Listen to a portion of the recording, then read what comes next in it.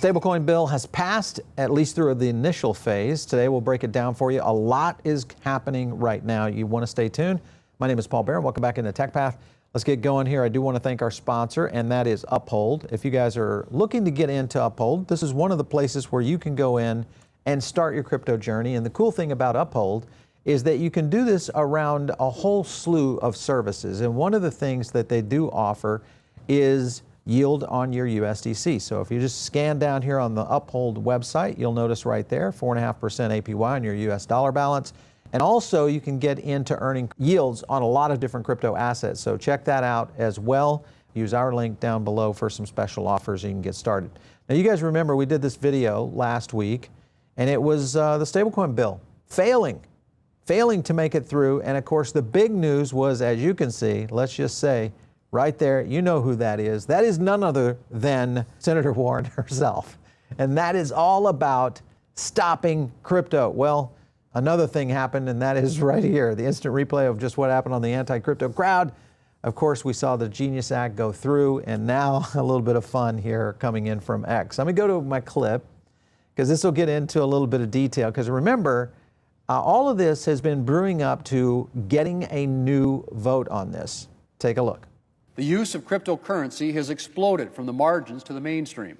They offer the speed and security of the blockchain. The bill will also create demand for the U.S. dollar and U.S. treasuries, a good thing for both our national security and our fiscal house. We're going to once again vote to begin consideration of the Genius Act, and I'm hoping that the second time will be the charm. We were here 11 days ago when Democrats inexplicably chose to block this legislation. Stablecoin regulation is a bipartisan issue. That is, until a week and a half ago when Democrats suddenly decided to block it just as we were getting ready to have a debate on the floor. The bill brought up a week and a half ago is the exact same bill the Democrats apparently now are willing to move forward on. But at least we finally seem to be here ready to take up this bill. All right, so I think it's the exact same bill in principle, but there are some nuances. We'll break those down for you. Now, this is a clip where Elizabeth Warren actually seems bullish on this. Take a look.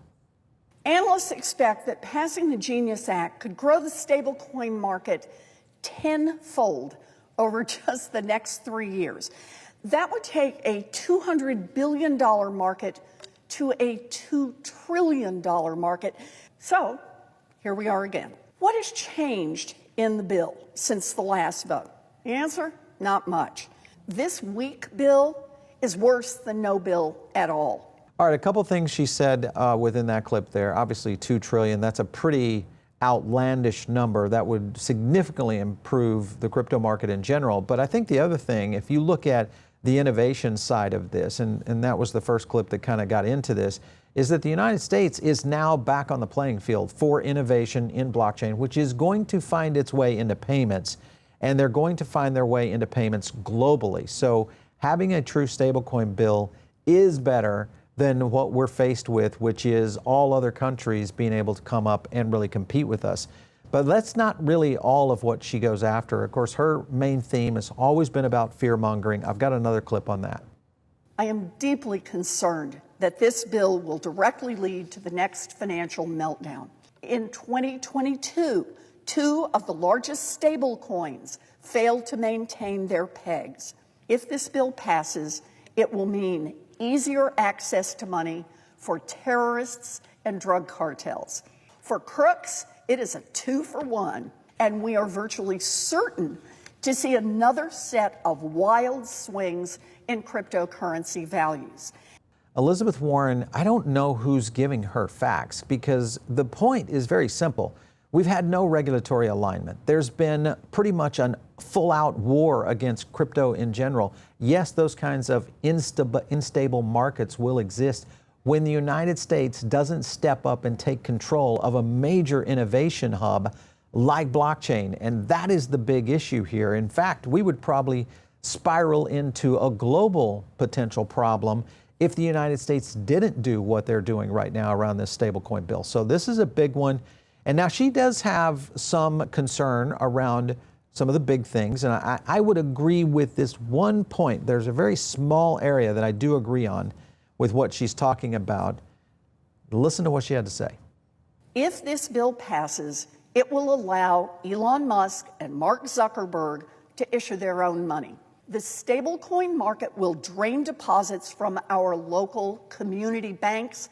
There will be less funding available for small businesses and households all across the country. For these reasons, I urge my colleagues to vote no on the Genius Act.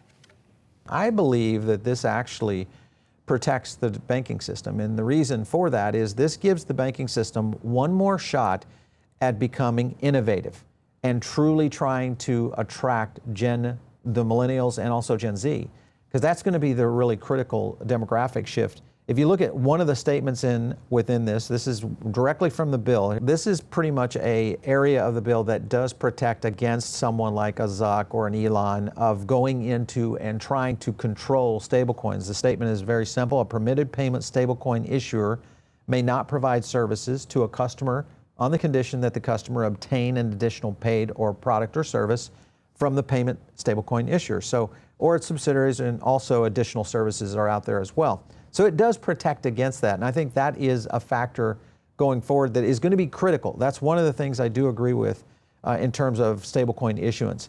The other thing that is going to be interesting is it's going to be interoperable. So this is going to promote compatibility with other stablecoin issuers. That's another factor that will continue to create more market value overall. And hopefully they're learning from crypto in general that interoperability is a good thing. Now that's where the banks may get, I guess, maybe a little bit sideswiped, but again, it will depend on how banks open up to this. That's the real next step.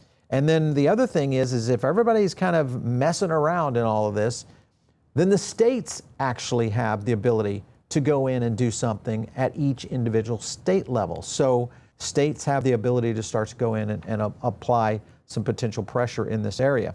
Now, this is where the vote actually went through. Take a look, make you feel good. Take a look. Yes, 1582, a bill to provide for the regulation of payment stablecoins. The clerk will call the roll. Mr. Crapo, Mr. Cruz, Mr. Curtis. The ayes are 66 and the nays are 32. The motion is agreed to. The majority leader. Mr. President, I ask unanimous. That's called defeat. Bowing the head, crossing the, yes, she's been defeated finally. And I would say, though, if you look at the list of who voted yay, nay, there's a handful.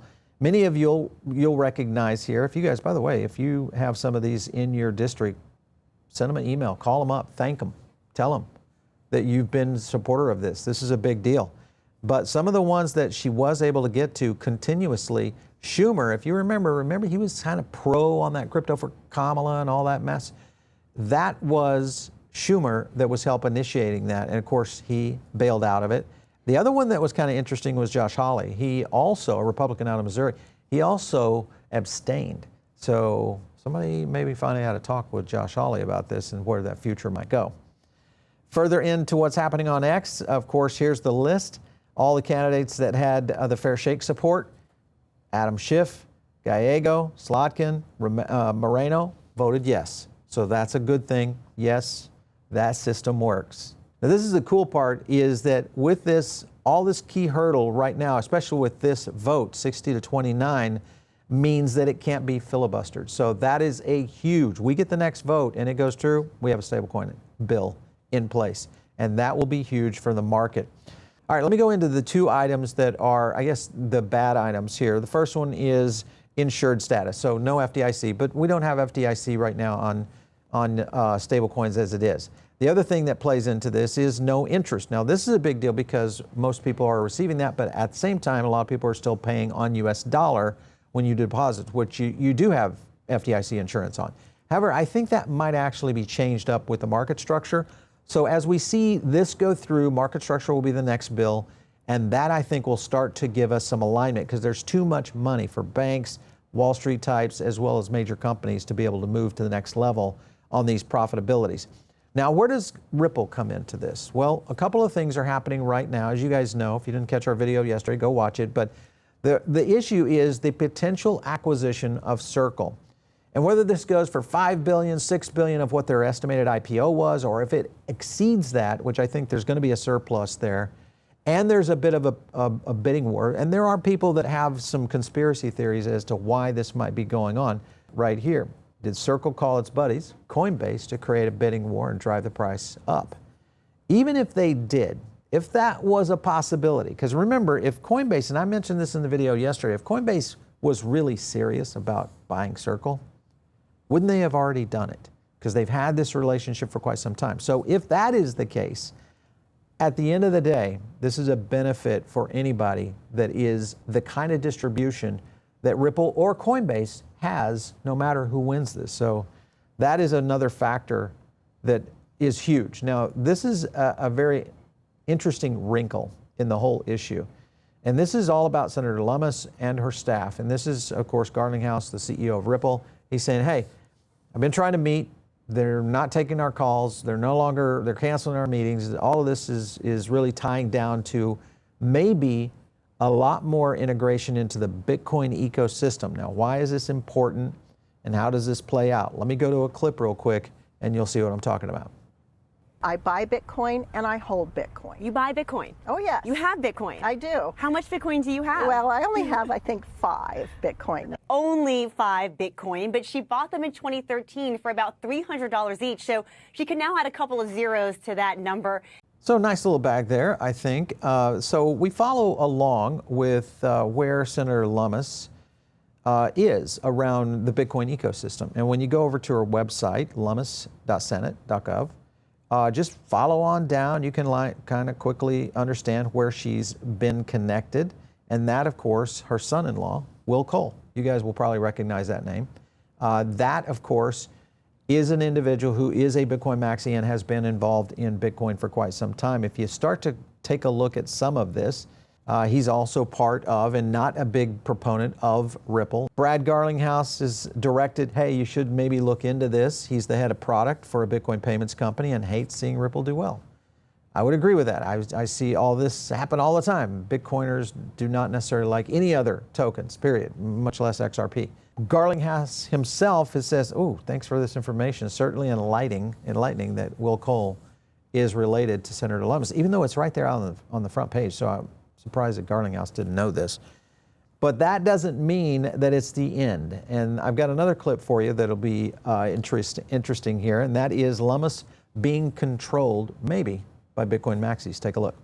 And my staff says, oh, you can make your remarks and then come back to vote. And I said, heck no, I want to stay all morning. Being an honorary co-host, which means other people do all the work and I just get to come and enjoy.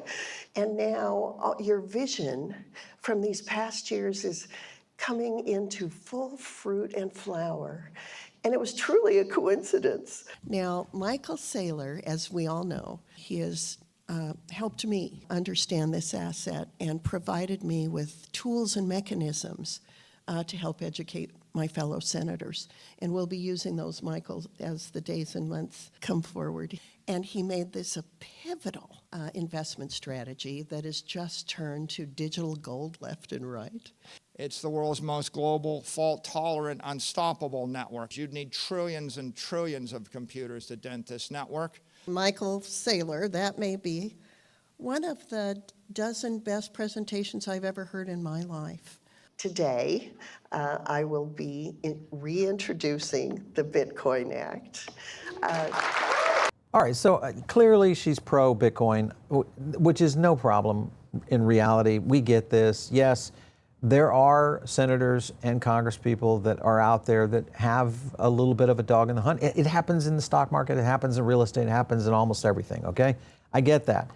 What is interesting is how this may play into a very competitive lineup, and that is what's happening right now with Bitcoin in terms of payments. As you guys know, Steak and Shake officially announced they were accepting Bitcoin. Okay, no problem. Issue, though, is transaction fees and the ability to be able to do transactions themselves. If you look at just some of the cost around related to this is I'm kind of promoting it out there, not a big promotion, which is kind of interesting. But if you look at just cost overall, this is a good example right here. Even though there wasn't a lot of people that went in and did this, which is not that big, what was it, 163 transactions? Let me zoom in on that. Yeah, 163 transactions on the first day.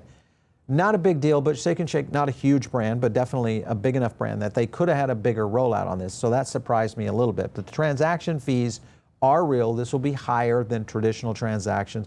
This is where we have a problem with Bitcoin as a payment architecture. This is a thing we've talked about on this show quite a bit. Further into that, if you just look in general around the validity of the Lightning Network and it being able to actually succeed on a payment, this is another big issue because it has not been able to do that effectively at all. And nor, I think, will it ever if it continues down the track it's on right now. So that, all of that being said, here's a good example right here. Lightning payment reliability, even at the lowest amount of transaction, it's still only 90% of success rate versus almost 0% when you get into higher amounts. But again, the problem is that all of this to improve, they even state it here, the topology must shift. I don't think this necessarily can make its way into payments. And we are talking about a seismic shift that is about to happen in payments with stablecoins. Here's a good example of what Saylor's talking about. Once you have all the Bitcoin, I'll go back to the future. DeLorean Labs, of course, came back and said, hey, the future is bright, Saylor. We've been there. Only one problem is that DeLorean Labs is working not with Bitcoin. They're working with different projects. And if you think about this right now, Ethereum still runs the roost. But I think the big ones that you got to look for is when and if someone controls Circle, all of this shuffling could change quickly. Let's take a look at Ripple RLUSD, also setting mostly within Ethereum. So good timing here for both companies, I think, or both projects to kind of go to the next level. Now, what's the next phase? Because this is where retail starts to move, and that is on the ISO 2022 thing that we've talked about before. And this is something where retail seems to be ahead of the curve again. And I like that. Let's take a look at what is coming down the pipeline. The FedWire deadline for ISO 2022 implementation is coming up. It means US banks are going to be able to communicate more clearly with the rest of the world. The Federal Reserve's FedWire Fund Service is the network that settles gross fund transfers between US banks. It's a critical piece of financial infrastructure. All right, so you know, we've talked about this before many times on this show, but it all happens here just around the corner, July 14th. The FedWire and all the fund services for the U.S. government will happen there. And if you look at the list of companies that are within this, let me kind of run into that because this is kind of interesting. This is the list of the top ISO 20022 compliant coins. And you'll notice right there, XRP, Stellar, Lummis, XDC Network, Algorand, IOTA, Hedera, Quant, Cardano. Two of them, XRP and XLM, are also the members of the standardization body. They created it. You can start to see the writing on the wall of where this might go. A lot brewing here for sure. Don't forget that in Singapore, Apex 2025 happens over for Ripple. And this is something that I think is important, and that is when you think about payments, there is one thing, especially in-person payments, that matters over everything, and that is the point of sale system.